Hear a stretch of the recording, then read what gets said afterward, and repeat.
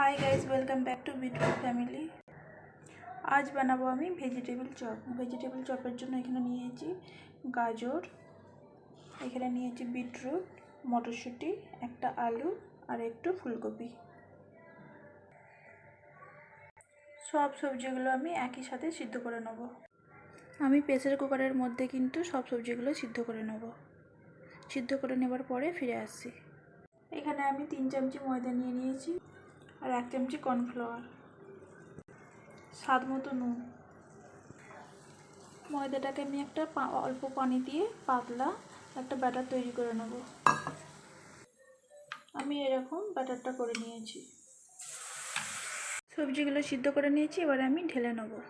एखाने कड़ाई गरम करते बसिए दिएछि। गरम हये जाबार परे आमी सादा तेल 2 चामची दिए दिलाम। अल्प करे 5 फोड़न दिए दिलाम। একটা পেঁয়াজ কুচি, পেঁয়াজটাকে হালকা করে ভেজে নেব।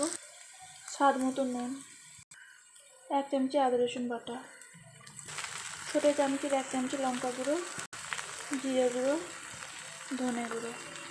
এখানে কিন্তু আমি হলদি পাউডার দিচ্ছি না। মশলাটাকে একটু ভেজে নেব। এখানে 1 চামচি চিনি দিয়ে দিলাম, দিয়ে মিশিয়ে নেব। এবারে আমি সিদ্ধ করে রাখা সবজিগুলো দিয়ে দেবো।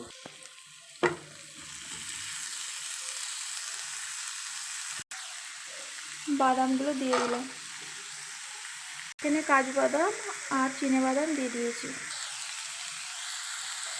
আমি সবজিগুলোকে একবারে শুকনো করে ভেজে নেব। যতক্ষণ শুকনো হচ্ছে না ততক্ষণ আমি সবজিগুলোকে ভেজে নেব। ভেজে নেবার পরে ফিরে আসছি।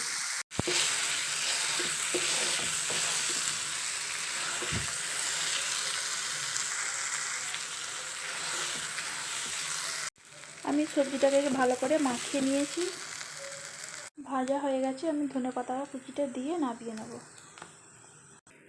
ঠান্ডা হওয়া অবধি অপেক্ষা করে নেব। ঠান্ডা হয়ে গেছে। এবারে আমি একটা এরকম সাইজের বলের মতো গুটি নিলাম।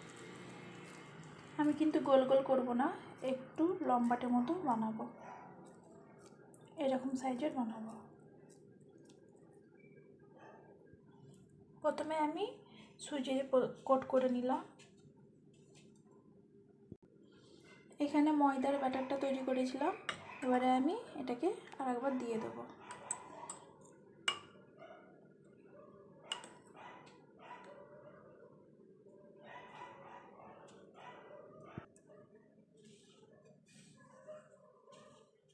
এরকম ভাবে আমি প্রত্যেকটা ভেজিটেবল চপ কোট করে। আর একটা দেখিয়ে দিচ্ছি, কিন্তু চেপে চেপে লাড্ডুটা ভালো করে বানাতে হবে, না হলে ফুলে যেতে পারে।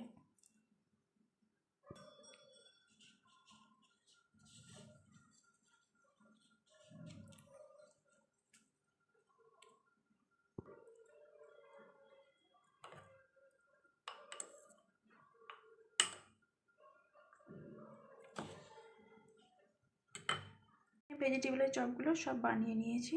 এরকমভাবে কোট করে বানিয়েছি। এখানে কড়াই গরম বসিয়ে দিয়েছি। এবারে আমি 1 কাপ তেল দিয়ে দেব।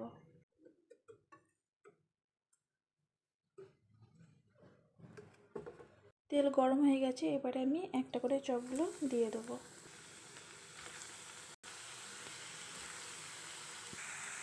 গ্যাসের ফ্লেমটাকে মিডিয়াম রেখেই কিন্তু চপগুলোকে ভেজে নিতে হবে, না হলে হাই ফ্লেমে রাখলে খুব তাড়াতাড়ি লাল হয়ে যাবে, ভেতরের অংশটা কাঁচা থেকে যাবে। এক সাইডটা ভেজে হয়ে গেছে। আমি কিন্তু উল্টে নিয়েছি আর এক সাইডটা ভাজার জন্য অপেক্ষা করব। তোমাদের এই রেসিপিটা ভালো লাগলে লাইক, সাবস্ক্রাইব, কমেন্ট করতে ভুলবে না। এটা ভাজা হয়ে গেছে। এবারে আমি তুলে নেব।